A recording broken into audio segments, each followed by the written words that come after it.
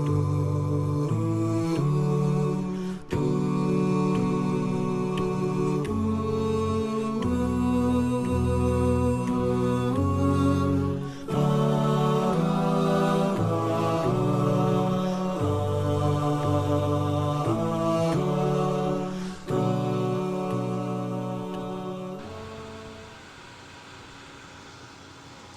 عليكم ورحمة الله. الليلة إن شاء الله هنعمل حاجة خفيفة ولذيذة وحلوة. يعني تحلية أو وجبة نص أو سندة خفيفة أو عشوة خفيفة.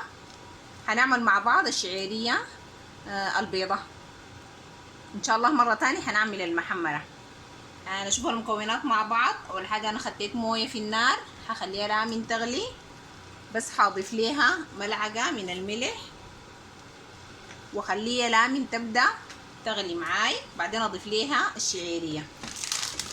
عندي كيس من الشعيرية، انا بستخدم النوع ده جودي، ممتازة جدا. وعندي سمنة وعندي سكر حسب الرغبة، عايزاه حلوة شديد ولا عايزة سكر خفيف.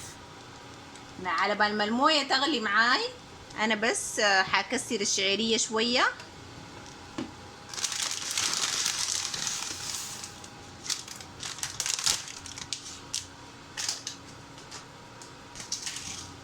كل حبة هتصير النص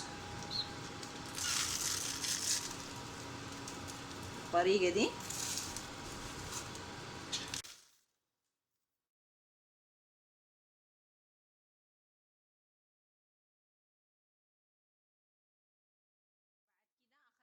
تغلي معاي واضيف لها الشعيرية.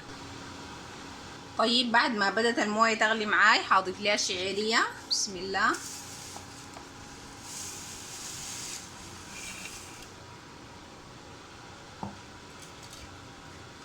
هاسلقها عادي زي المكرونة،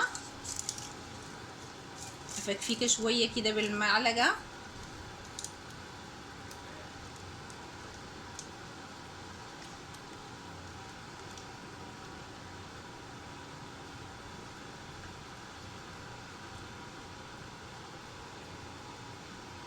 اخليها لامن تستوي ونجي نكمل ان شاء الله باقي الخطوات بتاعتنا.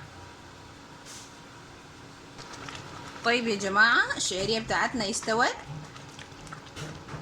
انا بس هصفيها من شوية الموية الفضلت دي ونجي نكمل مع بعض.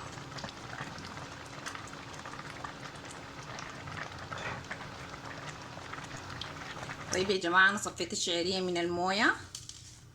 بعد كده هضيف السكر حسب الكمية اللي انتي حاباها.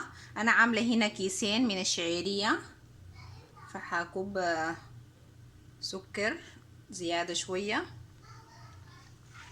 وهكب السمنة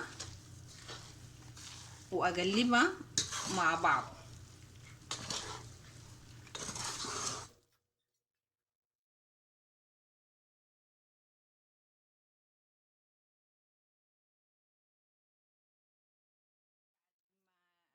زي السكر والسمنة مع الشعيرية خلاص كده بقت جاهزة. طوالي ابدأ اقدمها. وده الشكل النهائي للشعيرية بتاعتنا، الشعيرية البيضة. حاجة ظريفة وخفيفة، اتمنى تجربوها وان شاء الله تعجبكم.